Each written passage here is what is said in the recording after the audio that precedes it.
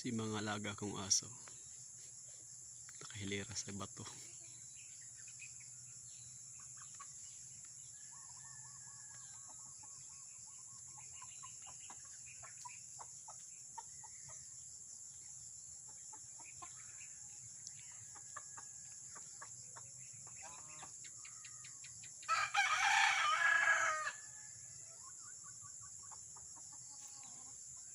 Pagod sila galing kasi sa palayan.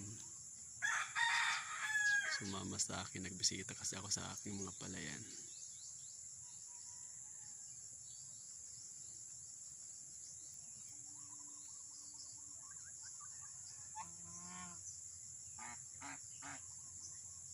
Gustong-gusto nila dyan magpahinga sa taas ng bato. Ayun, tatabugain sila ng ganso.